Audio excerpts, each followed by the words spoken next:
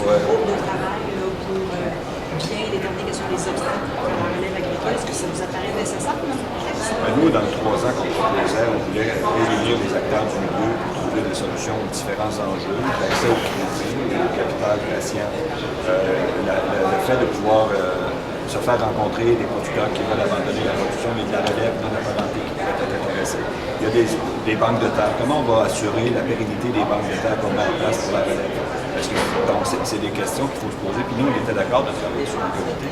Mais pendant ce travail-là, il ne faut pas laisser aller les fonds d'investissement qui s'accaparent, je le répète, là, depuis 5 ans, on a relevé les acquisitions de terres faites par des non-agriculteurs, non-producteurs agricoles ou des investisseurs, et c'est près de 4 des terres agricoles totales qui appartiennent maintenant à des non-producteurs. Donc, c'est pas un phénomène marginal et il faut agir. Comment expliquez-vous le fait que le ministre n'a pas les mêmes données que vous sur les mêmes institutions? C'est-à-dire qu'on ne prend peut-être pas les mêmes informations, on n'utilise peut-être pas les mêmes données. Le ministre parle de 1 des terres au total au Québec qui appartiendraient au fonds d'investissement qu'on a identifié, les 3 ou 4 plus actifs. Sauf que nous, on a dressé la liste des 15 plus importants acquéreurs de terres dans les 4 dernières années. Et à eux seuls, ils ont acquis 32 000 hectares. Donc, c'est sûr que dépendamment des informations qu'on prend, et même le 1 je disais au ministre, ça cache une réalité qui est quand même importante. C'est que ce 1 %-là, si en l'espace de quelques années, ils ont acquis 1 des 3 millions d'hectares, c'est qu'ils ont accaparé presque l'ensemble des terres qui étaient à vendre pendant cette période-là.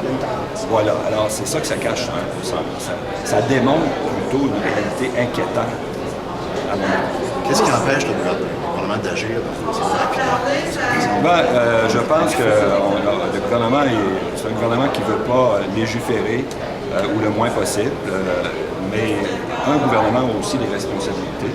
Et je crois que s'il est soucieux, il a rencontré le ministre, les gens de la relève agricole ici, le message de l'UPA est clair. Le message de l'ensemble des intervenants, même les municipalités maintenant s'inquiètent du phénomène. Alors je pense que le gouvernement devra prendre acte de cette inquiétude-là et légiférer.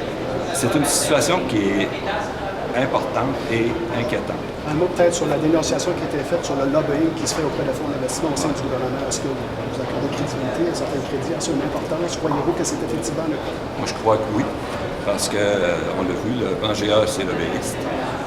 Même monsieur Legault, je pense, a pris la défense de M. Serrois dans ce dossier-là. Alors, on connaît la capacité de ces gens-là à pas nécessairement exercer de l'influence par leur lobbyisme, mais à le faire directement. Alors, moi, je pense que oui, il y a des gens qui veulent protéger leurs investissements et leurs plans d'affaires dans ce dossier-là. Donc, vous allez revenir à la charge auprès du ministre pour ce qui est de l'accaparement? Oui, absolument. C'est sûr. C'est un dossier que nous, on calcule prioritaire. C'est pour ça qu'on en discute au Congrès cette année. Puis, il y a 2 dossiers prioritaires. La sécurisation des budgets financiers agricoles, on n'y échappe pas, et le dossier de l'accaparement.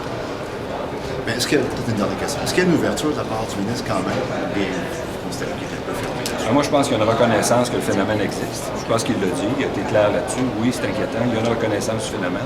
Maintenant, on ne partage pas la même opinion sur peut-être l'outil à mettre en place à court terme. Mais s'il n'accepte pas ce que nous, on propose, bien, il devra proposer autre chose pour arriver au même fait. Moi, je continue de croire que ce qu'on propose est simple. Parce qu'en fait, ce qu'on propose, une fois que la loi est modifiée, c'est au notaire à s'assurer que lorsqu'il enregistre des transactions, ces transactions-là répondent aux lois en place.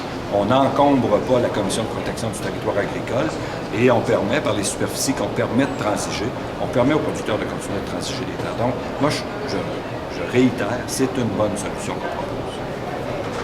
Merci. Merci, M. le ministre.